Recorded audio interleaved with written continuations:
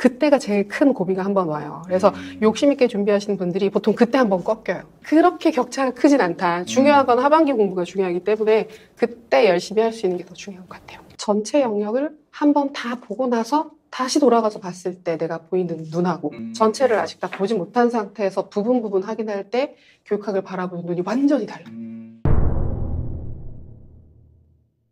저도 이제 수능 공부도 해봤고 대학 공부도 해봤고 이렇게 해봤지만 좀 교육학 시험만의 좀 특성이 있는 것 같아요. 그래서 처음에 좀 애를 많이 먹었거든요. 그래서 뭔가 선생님이 생각하셨을 때 교육학 특성이 어떻게 되는지 한번 말씀을 해드릴 수 있을까요? 중등 임용에서 교육학 논술 시험 같은 경우에는 일단 제일 큰 특징은 범위가 대단히 넓다는 거. 그래서 짧은 시간 동안 준비를 해야 되는 공부의 양이 이전에 다른 어떤 공부들과 비교를 해서 봐서도 대단히 많은 정도는 맞아요. 근데 그런 거 치고는 점수를 또 대단히 많이 주는 건 아니잖아요. 네네, 그렇죠. 전공이랑 비교를 하면 전공은 양이 많지만 네네. 대신에 80점 정도 배점이 있으니까 그래도 이렇게 약간 투자하고 싶은 욕구가 생기는데 교육학은 사실 양만 놓고 보면 전공들마다 조금 차이는 있지만 대단히 많은 편인데 4년 내내 공부를 해도 사실 수업을 다 못 듣는 거예요. 그래서 그 양을 1년 안에 공부를 해야 되는데 20점밖에 안 주죠. 그래서 공부를 하는 데 있어서도 좀 부담이 있고 공부 방법에 있어서도 어렵고 그래서 보통 처음에 공부 시작하실 때 많이 힘들어 하시는 게 양이 많은 공부를 1년 동안 유지를 하면서 필요한 부분들은 이해는 하면서 암기도 해야 되고 근데 그걸 요즘 문제는 또 공부해서 암기한 대로 인출하는 문제가 또 아니잖아요. 그래서 한동안은 그렇게 나왔었거든요. 한동안은. 지금은 그런 형태가 아니다 보니까 준비하는 데 있어서 많은 양의 그 공부들을 유지하는 연습이 잘하는 데 있으신 분들은 특히 많이 어려워하시는 것 같아요. 그리고 전공 베이스에 따라서도 그러니까 교육학에 대해서 느끼는 감정이 되게 다르세요. 전공 과목마다 네, 달라서 아무래도 이과 쪽 선생님들은 되게 싫어하시죠. 되게 싫어하시고 약간 초반에 이게 무슨 공부냐고 공부도 아니고 답도 없는 걸 가지고 뭐 이렇게 갖다 붙이면 저렇게 말이 되고 되는 부분들을 한다고 되게 힘들어 하시는데 그 아무래도 문과 쪽 쌤들은 좀 더 쉬워하시고 근데 하시다 보면 특징이 있어요. 그래서 1월 달에 시작할 때는 다들 똑같이 얘기를 해요. 전공은 할 만한데 교육하기 힘들어요. 라고 얘기를 하다가 그게 5월달쯤, 6월달쯤 되면 바뀌어요. 그래서 교육학은 잡히는 느낌이 드는데 전공은 해도 새로운 내용 계속 들어간다고. 그래서 너무 힘들어진다고. 어느 시점부터 이게 좀 바뀌기는 하거든요. 바뀌기는 하는데 그래서 다른 시험들 뭐 수능 시험도 말씀 주셨고 이런저런 시험 형태들이 있기는 한데 교육학 시험은 양이 대단히 많다. 그리고 그 양이 많은 공부를 짧은 기간 안에 다른 더 양이 많은 공부를 하면서 병행을 해야 되는 상황이기 때문에 그게 초반부에 대단히 익숙하지 않게 느껴지실 수가 있을 것 같다. 그리고 말이나 교육학 영역에서 쓰는 용어들이 있잖아요. 근데 그게 되게 일상적이지도 않고 우리가 대학에서 교직 수업을 듣는다 손 치더라도 사실은 전공만큼 열심히 공부하지는 않으시잖아요. 맞아요. 그러다 보니까 익숙하지가 않아서 시간이 좀 걸려요. 그래서 초반부에 친해지는 시간을 좀 가지고 그러니까 좀 안 되는 느낌이 있더라도 내가 뭘 잘못해서 이게 안 되고 있나가 아니라 아직 좀 익숙하지 않아서 시간이 걸리는 거니까 너무 조급해하지 않고 접근을 하는 게 좀 의미가 있지 않을까 편하게 할 수 있는 그런 영역이지 않을까 생각을 해요. 말씀 주신 것처럼 처음에 교육학 강의를 들었는데 무슨 말인지 하나도 모르고 그냥 지나가 버리는 거예요. 바로 흘러가 버리고. 근데 이제 그런 게 선생님 말씀하신 것처럼 용어가 익숙치 않다라는 게 지금 교수님 말씀 들어보니까 그래서 그냥 흘러가는 내용이 많았던 것 같아요. 그러면 이런 거에 있어서 너무 처음에 막 디프레스 되진 그럴 필요가 없어요. 다 그래요. 모두가 다 그래서 내가 뭘 잘못해서 지금 잘못하고 있는 게 아닌가. 그리고 또 우리 임용시험 준비하시는 선생님들이 대부분 다 열심히 공부하시고 공부 잘하시는 분들 많잖아요. 그러니까 이전에는 내가 하는 만큼 보답이 오는 공부들을 주로 많이 했거든요. 그래서 이게 상황이 너무 불편한 거예요. 너무 불편하고 혹시 내가 바보가 된 게 아닌가? 이 임용 준비에 안 맞는 게 아닌가? 라는 생각을 초반에 하시는 경우들도 있는데 진짜 초반에 약간 시간이 걸려요. 시간이 걸리지만 전공은 아무래도 학부 때부터 수업 들으실 때도 그런 좀 익숙해지는 시간들이 존재하잖아요. 근데 교육학은 그걸 보통은 임용시험 준비 시작하실 때 본격적으로 하시게 되니까 그 시간들을 좀 견뎌내시면 좀 편해지지 않을까. 네, 이해했습니다. 교육학 시험은 어쨌든 익숙하지 않은 부분이 용어들도 그렇고 양도 많고 하다 보니까 처음에 대부분의 수험생들이 그렇게 느끼게 되는 것 같다. 그렇게 익숙해지는 거는 한 기본 강의를 일단 쫙 한번 듣고 정도면 이제 익숙해질까요? 기본 강의를 보통 이제 1월 강의가 기본 강의인데 한 번 듣고 개인적으로 복습을 성실하게 하신다면 강의를 듣고 복습을 성실하게 따라가신다면 그러니까 2회 독하는 시점부터는 확실히 보는 눈이 달라지기는 해요. 그리고 뭐 조금 다른 얘기긴 한데 네.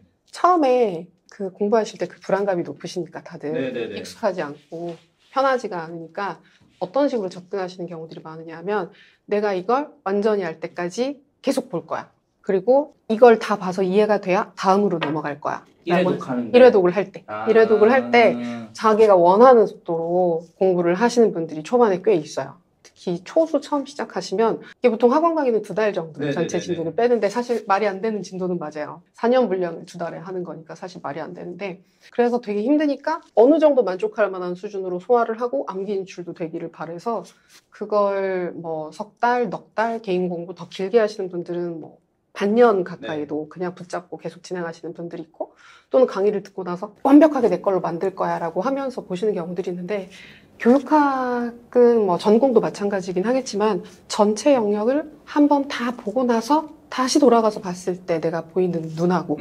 전체를 아직 다 보지 못한 상태에서 부분 확인할 때 교육학을 바라보는 눈이 완전히 달라요.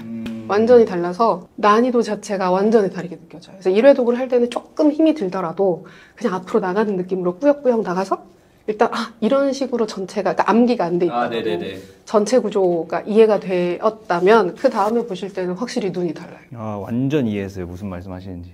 처음에는 일단 1회 독할 때는 러프하게 좀 내가 마음이 불편하더라도 나가는 게 좀 더 중요한 네네. 그리고 빨리 돌아와서 2회 독하면 아까 말씀하신 것처럼 조금 더 익숙한 용어들이 보이고 앞서 말씀해주신 그런 특성을 가지고 있는 교육학 시험을 어떻게 1년 동안 준비해야 되는지에 대해서 임용고시 준비하시는 분들이 많이 궁금해하실 것 같아요. 두 가지로 나눠서 여쭤보고 싶은데요. 첫 번째는 이제 1월부터 11월까지 어떻게 1년 커리를 구성을 하는 게 본인에게 가장 유리할지에 대해서 먼저 여쭙고 싶습니다, 선생님. 1년 준비하시는 경우에도 이거는 약간 두 가지로 나눠서 생각을 할 수 있는데 풀타임으로 공부하실 수 있는 경우가 있죠. 네네네. 그냥 수험생. 그래서 완전히 공부만 하시는 경우도 있고 네네. 그다음에 보통 4학년 졸업하시면서 1년 1월 달부터 시작해서 공부하시는 경우들이 있는데 경로가 조금 다른 것 같아요. 그래서 좀 달라서 먼저 4학년 선생님들 기준으로 말씀드리면 생각보다 공부할 시간이 되게 많이 없죠. 되게 많이 없어서 근데 이제 주변에서 얘기 들어보면 4학년 졸업할 때 보는 시험은 그냥 관광 시험이다. 그래서 가서 구경하고 온다. 그래서 편한 마음으로 보시는 경우들도 되게 많이 있는데 근데 예전에 확실히 제가 예전에 객관식 시험 때 이 시험이 그때 3차로 진행이 됐었거든요. 그래서 그때 4학년 초수쌤이 붙는 비율이랑 논술 시험으로 바뀌고 2차로 줄어든 형태에서 저희가 보는 시험에서 4학년 졸업하시는 쌤들이 붙는 비율을 보면 조금 더 이쪽이 높아요. 지금이 더 높다는 거죠? 지금이 더 나아요. 좀 나아서 실제로 좀 빠듯하긴 하지만 4학년 쌤들 같은 경우에도 너무 약간 느슨하게 그냥 올해는 그냥 구경만 하고 올 거야 라는 마음보다는 어차피 보는 시험이면 의미가 있으면 좋잖아요. 그래서 졸업하면서 붙으면 좋으니까 계획을 조금은 의미 있게 잡아서 진행하시면 좋을 것 같다. 근데 그 계획을 잡는 게 저는 상반기 공부 계획을 너무 타이트하게 잡지 않는 게 중요하다고 생각을 해요.